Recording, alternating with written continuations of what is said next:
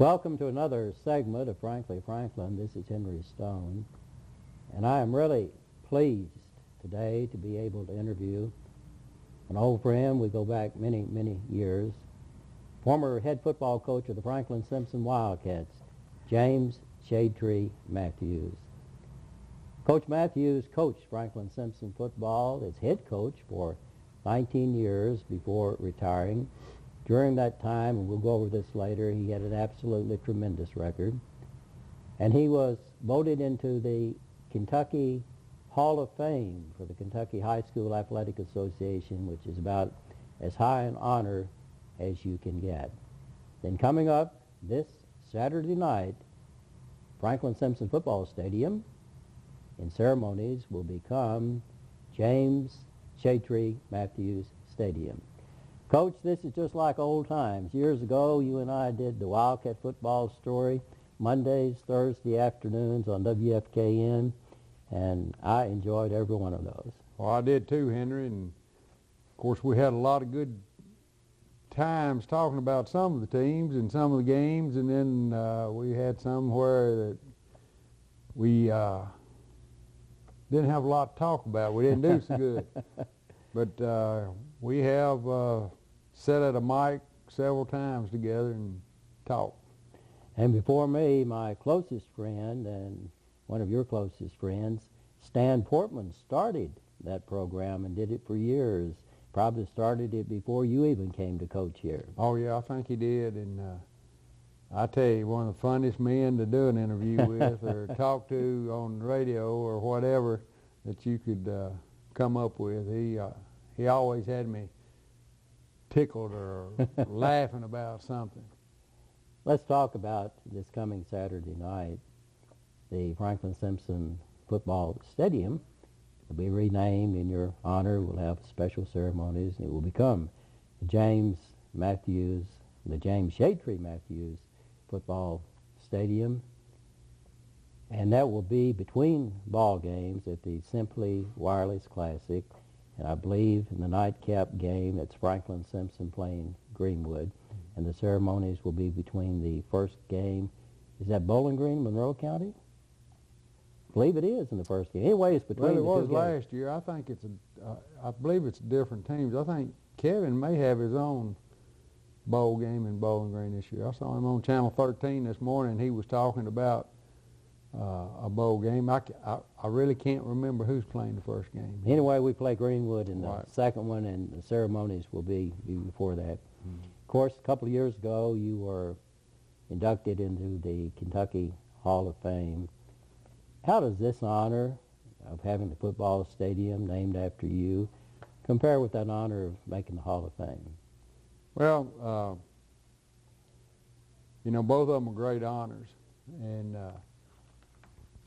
myself personally, I never got into coaching for a stadium to be named after me or go in the Hall of Fame or anything. I just like the game of football. I love the game of football and still do. And but it's just great honors and, you know, something you don't expect to happen. You know, I didn't expect the field to be named after me, and I didn't expect to get in the Hall of Fame. There's a lot of people you have to thank, you know, when something like that happens. And, you know, as far as the induction into the Hall of Fame, I have to give a lot of credit to Frank Cardwell, who was on the board then, and I think he had, you know, quite a bit to do with it, which I honestly appreciate it. And, you know, and with the renaming of the stadium, I don't know who all was involved, but I know Tim Slosher had a lot to do with it. And, you know, as far as I'm concerned, Franklin needs to keep that young man around as long as they can.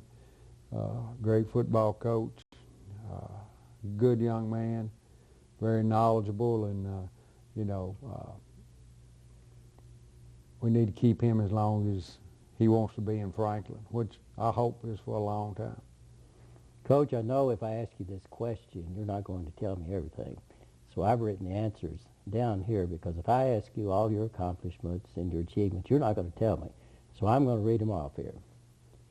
Coach James Matthews led the Wildcats to 148 wins, 5 state championship games in 19 years of coaching.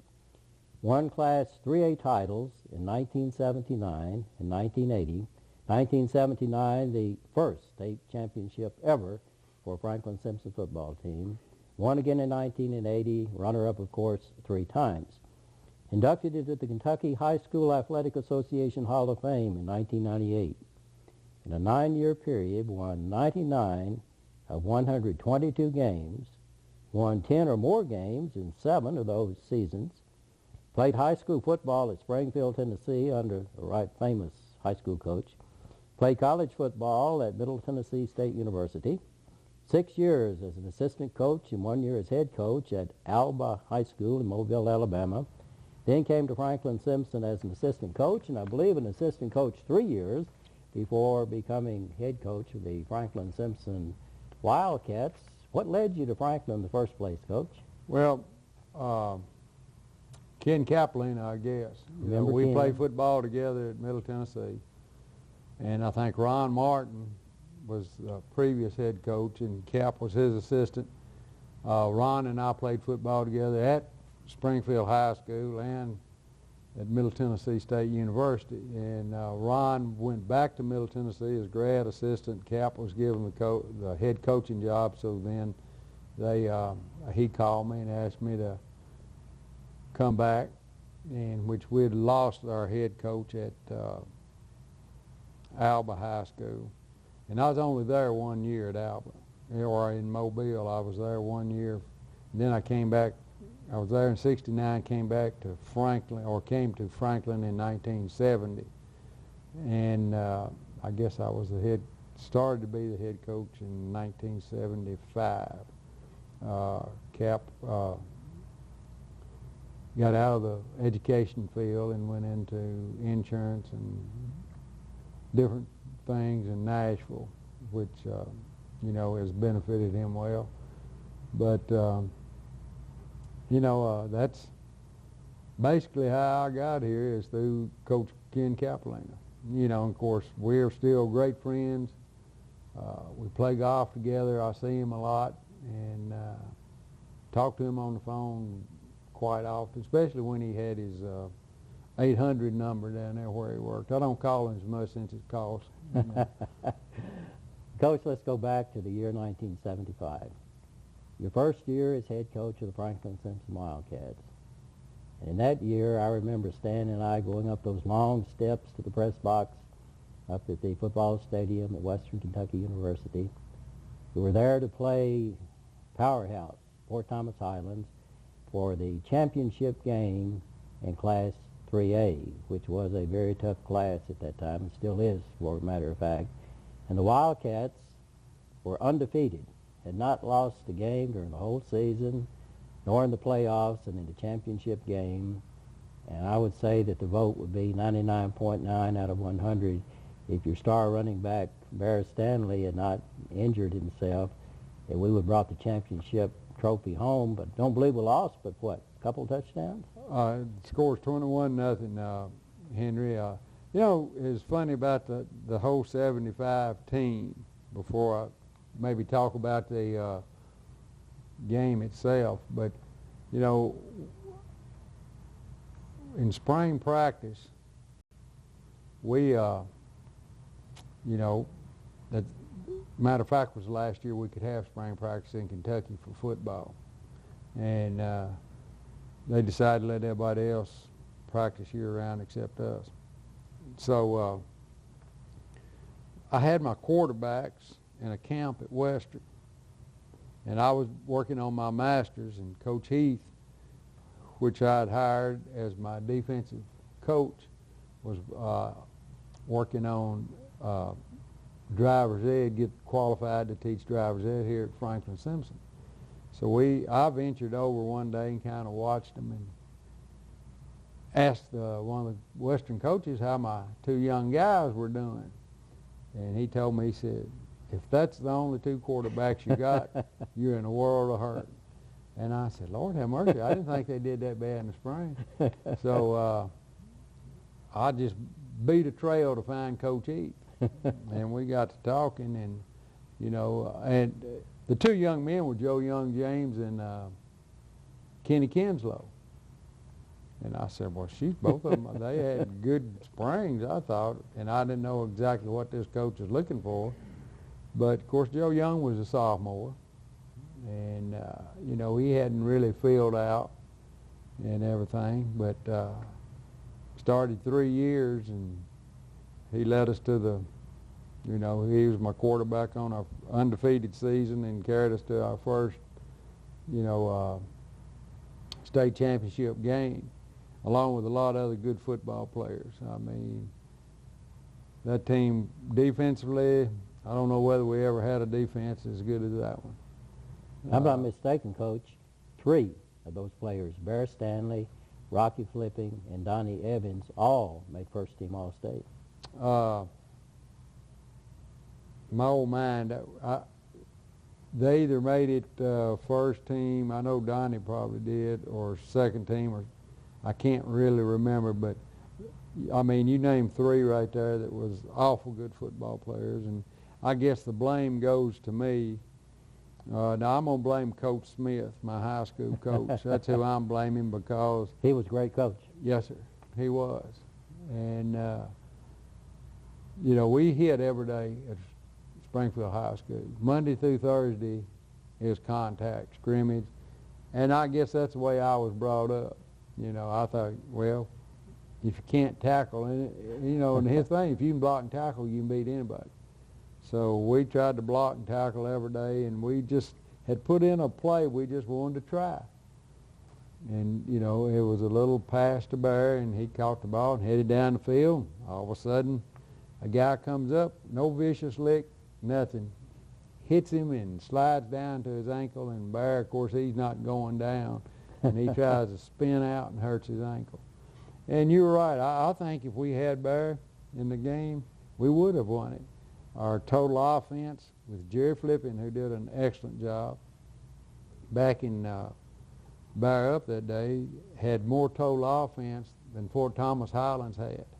You know, his rushing was, I forget, several, maybe 20 yards or so more than what they had accomplished all day as a team. And we made some critical mistakes. We let them, before the half is 0-0, we let them block a punt and get a touchdown. We let them throw 2 long passes, which one was, I think, ended up on the 1-yard line. And, you know, I think we made 3 mistakes the whole day, and it cost us the ball game. And we had a great drive going in the opening drive of the second half, and just somehow we turned to pitch the ball to Jerry Flippin, and the ball was behind him, and we lost about 9-10 yards on the play, and just never did recuperate from that. But it's hard for too many people to handle an old Bear, and you know, he tried to give it a go, but his ankle just wouldn't allow it, and you know, he was an awful tough back, and he loved running over people. I can remember our kids saying they'd hit Bear and he'd jump up and say, "You can't hurt me." So one of our guys, I guess on Wednesday, had to show him how to get hurt.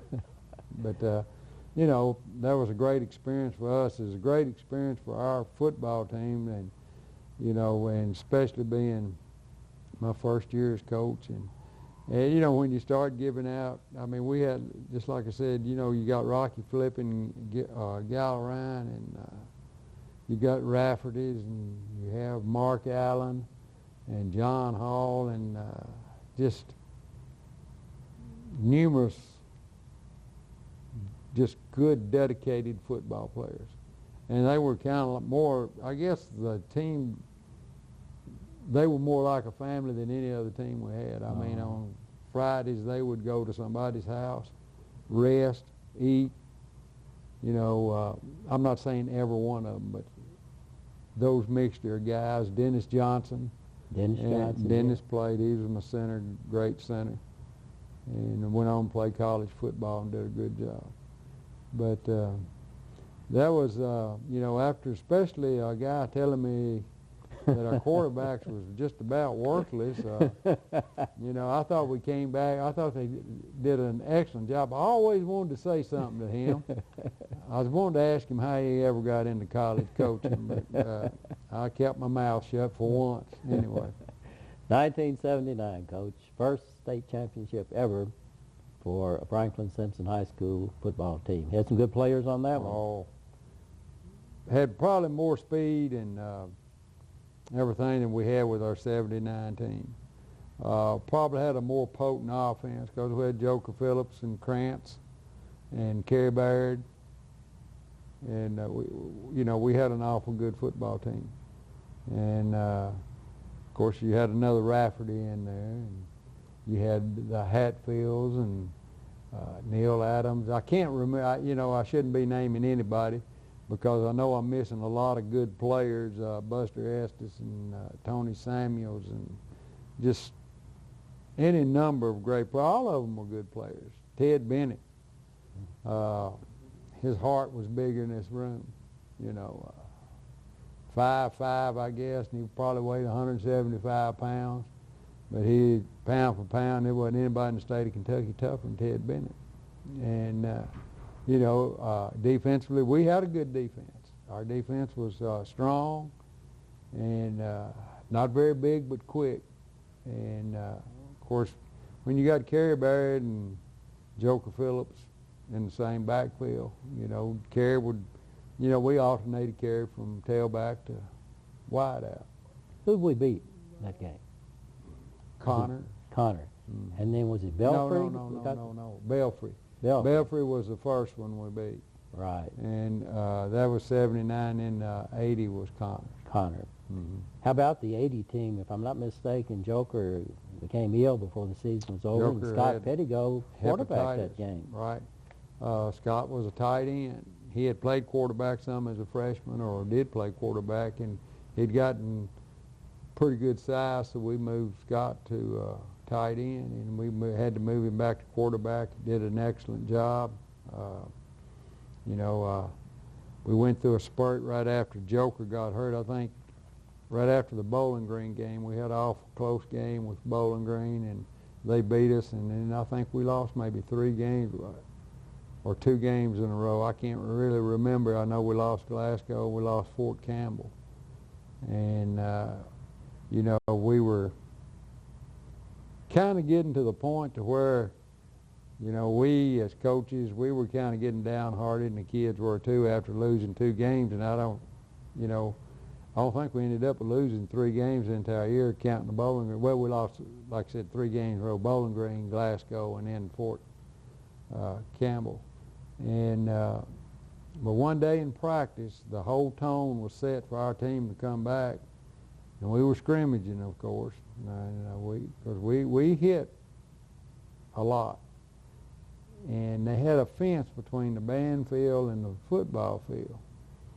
And the runner got just a tad close to the fence, and about 3 guys hit him, and they went through the fence. My goodness. Knocked the fence down. Chain link. Chain link fence.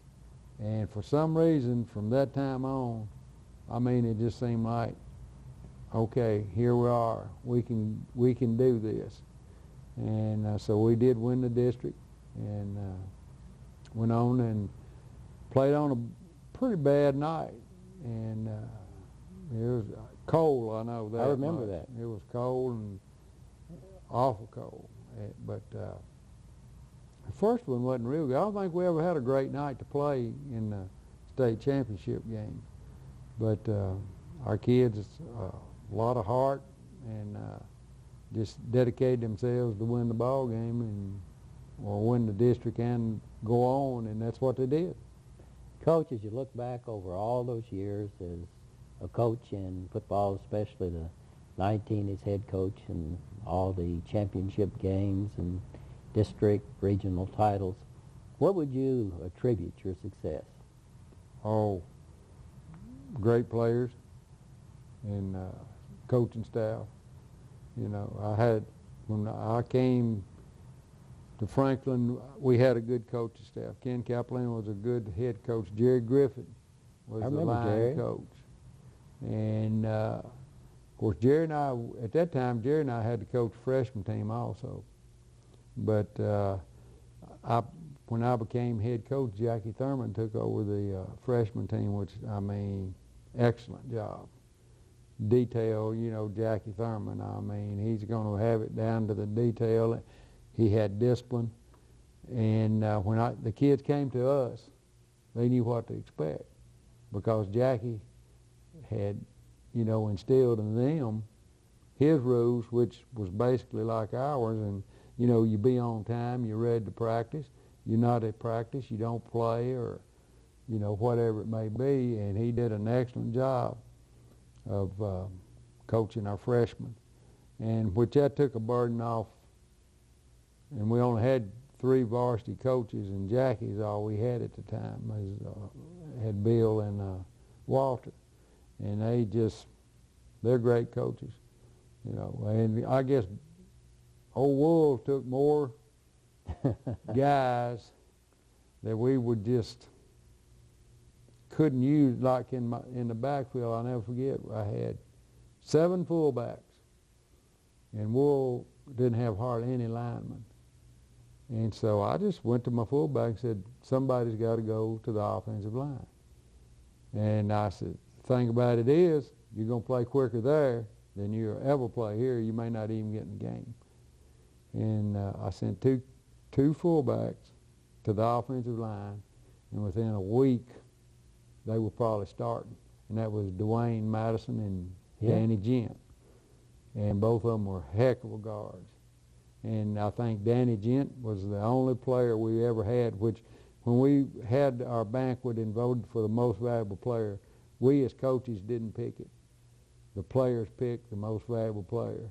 And Danny Gent, I guess, was the only linebacker and offensive guard for my time of being here that got the most valuable player. They voted Danny Gent the most valuable player, and he'd come from a 4th or 5th backup. But, we had great kids with a lot of heart. They may not have been as big as all the people that we had to play, but they came to practice. They came to games to play, and they did. And, heat didn't bother them. The old dusty Baja, which they've got a super practice field now, and but we'd have to, you'd fall on our old practice field and just like falling in talcum powder, especially when you'd been sweating. You'd get up and you're just like you had talcum powder all over you. But I had a great coaching staff. We got along great. They're just like 4 brothers, and very little we did that all 4 of us wasn't involved. I mean, that's weekends, going to ball games or whatever it might be, family things, get-togethers, we were just family. And I contribute the biggest part of it to those 3 guys. I mean, they were great to work with and very knowledgeable.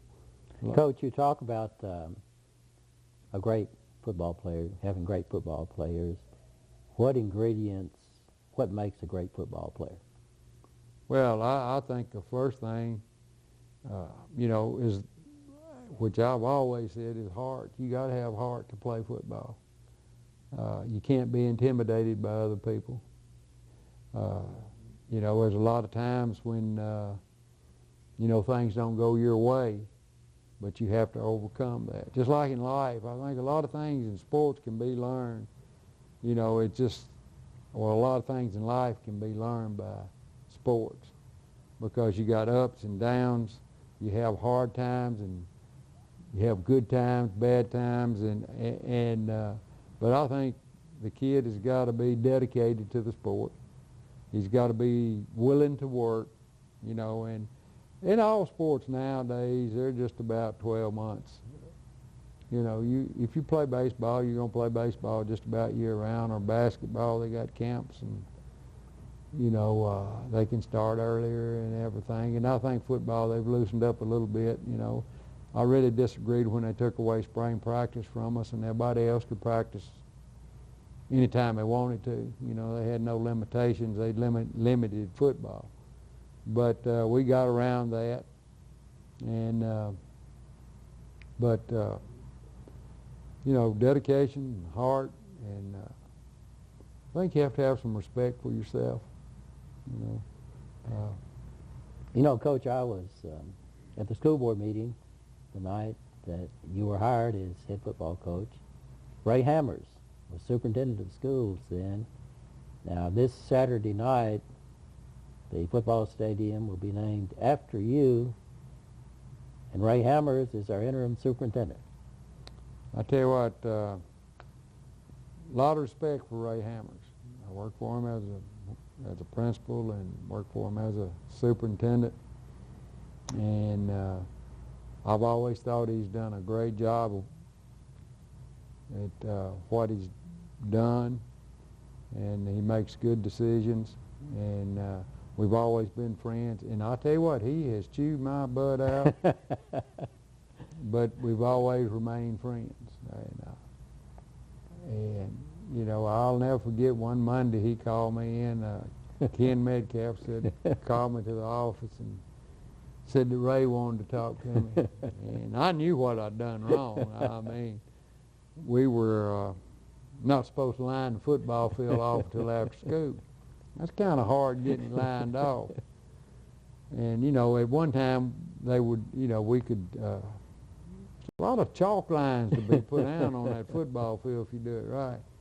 And sometimes we just, I mean, especially on a rainy day, I remember one night I left the stadium long enough to go get my stuff to put on.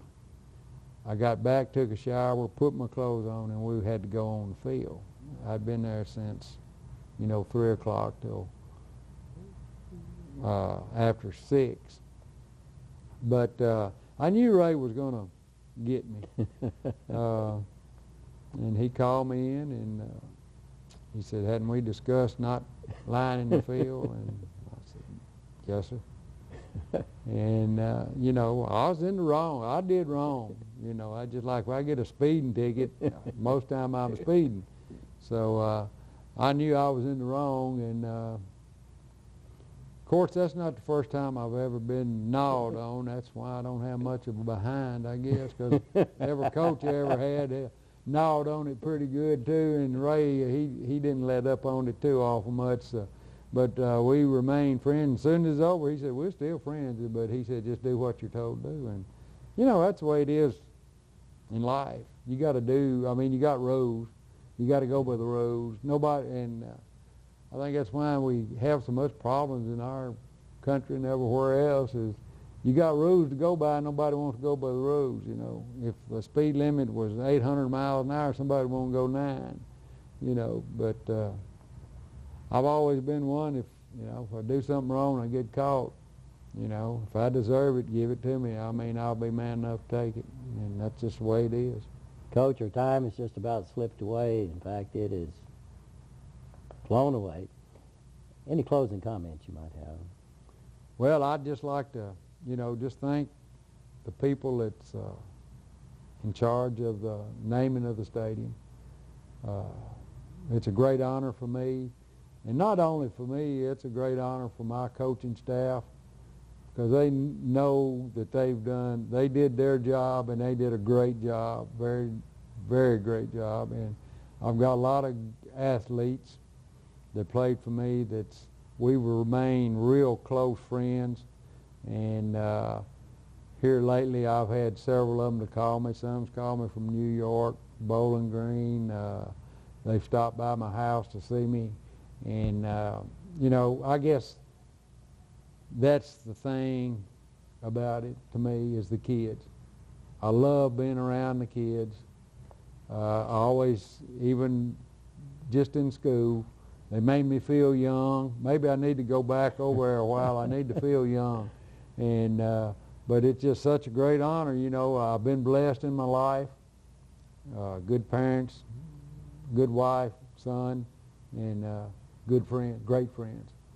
And you know, what else can a man ask for? Coach, this has been an honor for me to get to interview you and do this interview with you. I have very high respect for you. And folks, you've been listening or watching an interview with the former head coach of the Franklin Simpson Wildcats, James Shadetree Matthews. And this Saturday night, remember, don't forget, and you be there, at the Simply Wireless Classic. And I guess what today is the Franklin Simpson football field. Special ceremony, and the football, not field, I'm sorry, stadium, will be renamed the James Shadetree Matthews Football Stadium. James Shadetree Matthews Football Stadium. I'm glad Be they there. put the shade tree in there because nobody knows me by James. My mama don't even know me by that name. Don't suppose you want to tell us where you got that No. We'll keep that to myself, Henry. Folks, if you come to the ceremony between the two games at Simply Wireless Classic, Shadetree might surprise you, and who knows, he might tell where he got that nickname, but I doubt it. We really appreciate your watching this program, and see you Saturday night.